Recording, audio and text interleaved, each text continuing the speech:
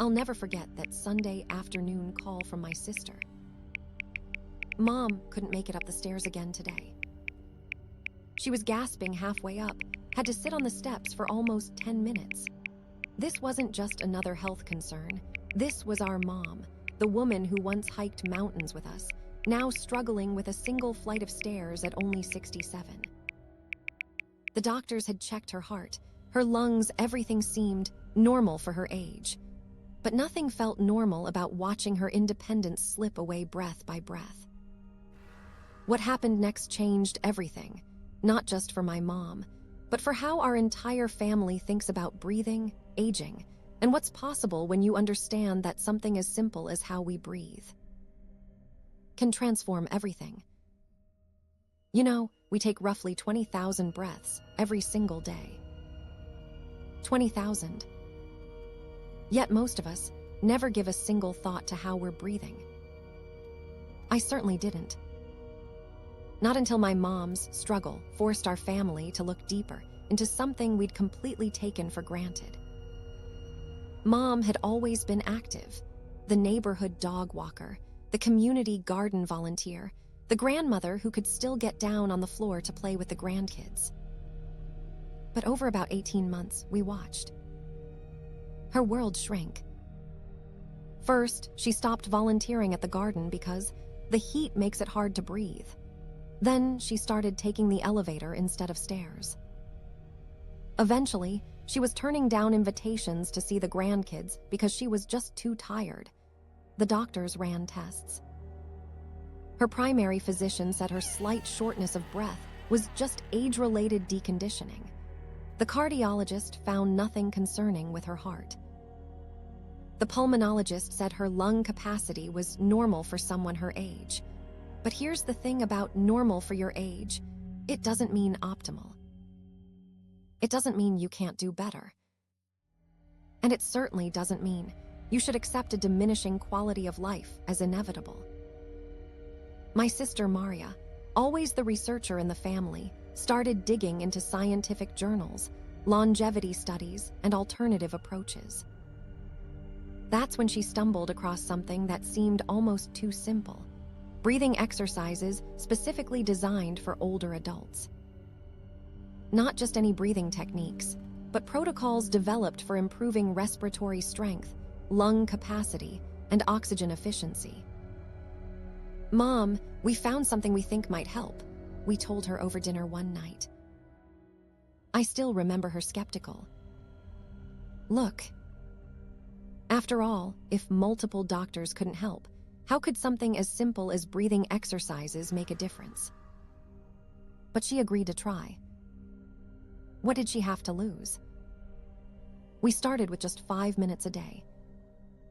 5 minutes of guided breathing exercises that focused on diaphragmatic breathing, what some people call belly breathing. Instead of the shallow chest breathing most of us do unconsciously, this technique engages the diaphragm fully. The first exercise was simple. Sitting comfortably, one hand on her chest, one on her stomach, Mom would breathe in slowly through her nose, making sure her stomach expanded while her chest remained relatively still. Then she'd exhale slowly through pursed lips, like she was gently blowing out a candle. "This feels strange," she said after the first session. "I've never thought about my breathing before." That's exactly the point. Most of us don't. After a week of daily practice, Mom didn't report any dramatic changes, but she did say she was sleeping a little better. "Probably just coincidence," she said. But she kept going. By week 3, something shifted. "I noticed something today," she told me over the phone. I was carrying the laundry basket upstairs, and I realized I wasn't. Stopping halfway, I just went all the way up. It was a small victory, but it felt enormous. We gradually added more advanced breathing exercises to her routine. We incorporated techniques from various disciplines, some inspired by yoga pranayama, others by pulmonary rehabilitation protocols, and even some from vocal training. One particularly effective exercise was what respiratory therapists call pursed lip breathing. Mom would inhale through her nose for a count of 2, then exhale through pursed lips for a count of 4, creating a slight resistance that helps keep airways open longer. Another technique involved intercostal muscle stretching, breathing deeply, while raising arms slowly to the sides, opening the rib cage to create more space for the lungs to expand. We also added resistance breathing exercises using a simple device that creates back pressure when you exhale through it. Strengthening the respiratory muscles, much like lifting weights, strengthens arm muscles. By the 2-month mark, Mom's progress was undeniable. Not only could she climb stairs without stopping, but she also reported having more energy throughout the day. "I'm not dragging by 3 p.m. anymore," she said. "I can actually do things in the evening." Now, what fascinated me most was learning about how breathing affects virtually every system in our bodies, especially as we age. You see, as we get older, our respiratory muscles naturally weaken. Our diaphragm can lose up to 25% of its strength by age 70. Our rib cage becomes less flexible. Even our posture changes, often compressing the space our lungs need to fully expand. These changes mean less oxygen gets into our bloodstream with each breath. And oxygen is, quite literally, the fuel that powers every cell in our body. When oxygen delivery declines, everything suffers: energy levels, cognitive function, mood, immune response, and especially physical stamina. But here's the good news that many don't realize. These age-related breathing changes aren't entirely inevitable. Just like we can maintain muscle strength with proper exercise, we can maintain respiratory strength with specific breathing exercises. 3 months into Mom's breathing practice, we had a family gathering at my brother's house. His place has this steep driveway that Mom used to avoid, always asking to be dropped off at the top. That day, she walked up without hesitation, carrying a plate of her famous deviled eggs. My brother looked at me with wide eyes. "Is that Mom walking up the hill?" It was a moment I'll never forget. But the benefits went far beyond just climbing stairs or hills. Mom started reporting other changes too. She was sleeping more soundly. Her chronic shoulder tension had eased. Even her digestion seemed better. This makes perfect sense when you understand how breathing affects the autonomic nervous system. That's the system that controls our fight or flight response and our rest and digest state. Proper breathing techniques, particularly slow, diaphragmatic breathing, help activate the parasympathetic nervous system, which promotes relaxation, better digestion, and improved sleep. I remember one evening when Mom called me, unusually late for her. "You know what I did today?" she asked, her voice bright with excitement. I played hide and seek with Emma. Emma is her 4-year-old granddaughter. I actually crawled under the dining room table and stayed there until she found me. I haven't been able to do that in years. That moment, hearing the joy in her voice over something that might seem small to others, but was monumental for her, that's when I truly understood the profound impact these simple exercises were having. It wasn't just about breathing better. It was about living better. By the 6-month mark, Mom had established a solid 15-minute twice-daily breathing routine. She'd become so passionate about it that she started a small group at her senior community center, teaching others what she'd learned. "You should see Irene," she told me, referring to her 82-year-old neighbor. When we started, she could barely do 2 minutes without getting tired. Now she's doing the full routine and said she finally played a full round of golf last week without using the cart. Mom's story isn't unique. Research consistently shows that respiratory muscle training can significantly improve quality of life for older adults. A study in the Journal of Gerontology showed that just 6 weeks of respiratory muscle training improved exercise capacity in healthy seniors by nearly 20%. Another study from the European Respiratory Journal found that diaphragmatic breathing exercises improved functional capacity and decreased shortness of breath in older adults with chronic respiratory conditions. But perhaps what's most striking is how accessible these exercises are. Unlike many fitness programs that require special equipment, good physical mobility, or even leaving your home, breathing exercises can be done by almost anyone, anywhere, at any time. They cost nothing. They require no special clothing or equipment. And they can be adapted for virtually any fitness level or health condition. For Mom, the transformation went beyond physical changes. There was a psychological shift too. After months of feeling her world contract, of seeing her capabilities diminish, she was experiencing expansion again. Possibilities were opening up rather than closing down. "I'm not afraid anymore," she told me one afternoon as we sat in her garden. "I used to worry about going places, about whether I could manage the walking or the stairs. I'd think twice about accepting invitations. Now I just go. That freedom from fear might be the most profound change of all." Of course, I should be clear, breathing exercises aren't a miracle cure for everything. Mom still has arthritis in her knees. She still takes medication for her blood pressure. She's still 67 years old. But the quality of those years has transformed dramatically. And that's really what this is all about, isn't it? Not just adding years to life, but adding life to years. As our family witnessed Mom's transformation, we all became more conscious of our own breathing habits.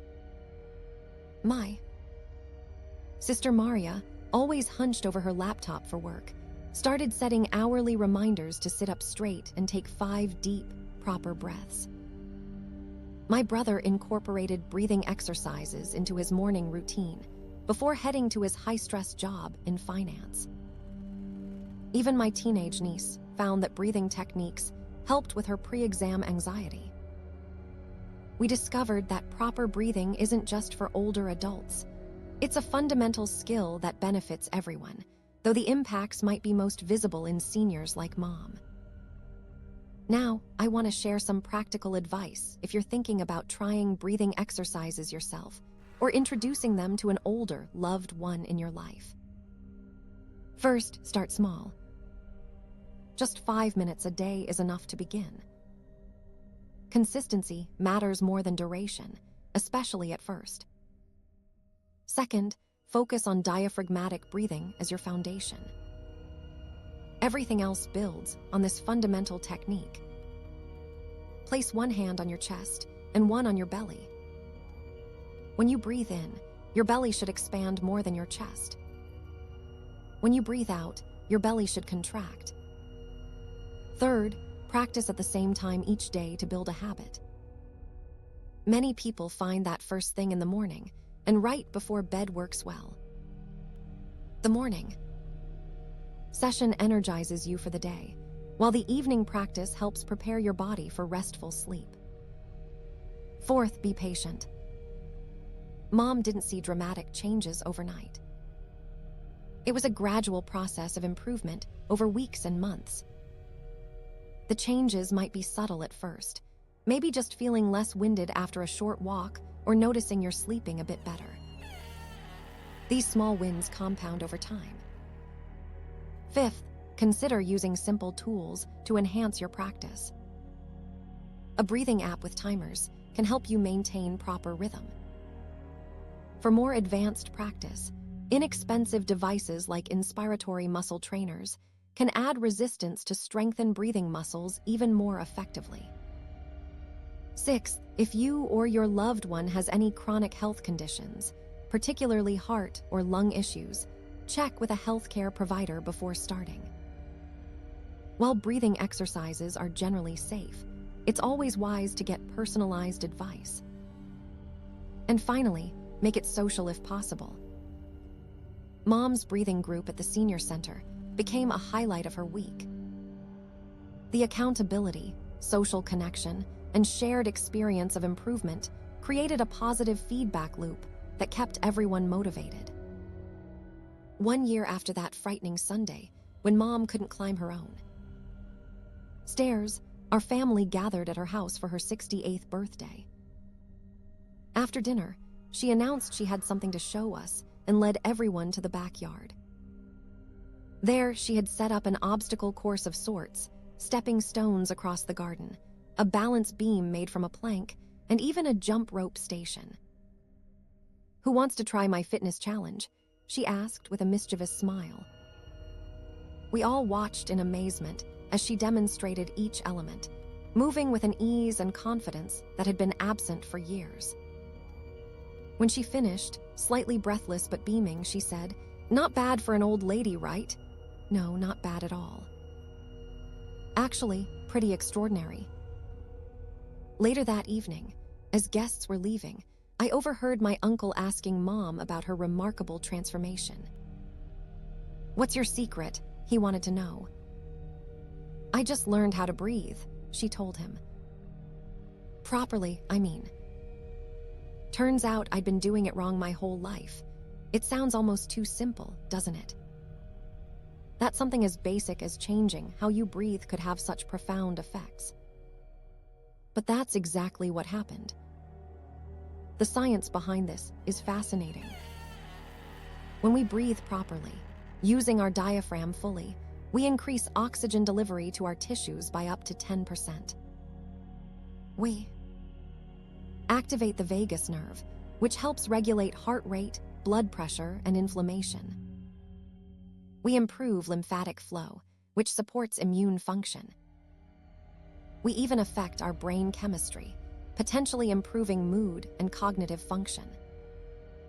For older adults like Mom, these benefits can be transformative. The vicious cycle of inactivity leading to deconditioning, leading to further inactivity, can be reversed. And it can start with something as simple as 5 minutes of focused breathing. As I wrap up Mom's story, I want to emphasize that breathing better isn't about turning back the clock or denying the reality of aging. It's about optimizing the aging process, maintaining function, independence, and joy for as long as possible. Mom still has her 68-year-old body with all its history and limitations. But she's living in that body in a completely different way now, with greater ease, confidence, and possibility. If you're watching this and thinking about someone in your life who might benefit from what you've heard, maybe a parent struggling with stairs, a grandparent who seems to have less energy than before, or even yourself feeling the early signs of age-related breathing changes, I encourage you to explore this further. On our channel, we have step-by-step tutorials for all the breathing exercises mentioned today, adapted specifically for older adults at different fitness levels. We also have a free downloadable guide that outlines a 6-week progressive breathing program similar to what Mom followed. Remember, you don't need expensive equipment or even good mobility to start. You just need a few minutes a day and the willingness to pay attention to something you've done automatically your entire life. As Mom loves to say now, breathing is the one exercise you can do lying down, sitting up, or standing even on your worst day. There's never an excuse not to do it. I'd love to hear your experiences if you try these techniques yourself or with a loved one. Drop a comment below sharing your story or any questions you might have. And if you found this helpful, please subscribe to our channel for more content on breathing techniques, gentle movement practices, and other approaches to aging well. We post new videos every Wednesday focused on practical, accessible ways to maintain vitality as we age. Thank you for listening to Mom's story. Here's to breathing better and living better at every age.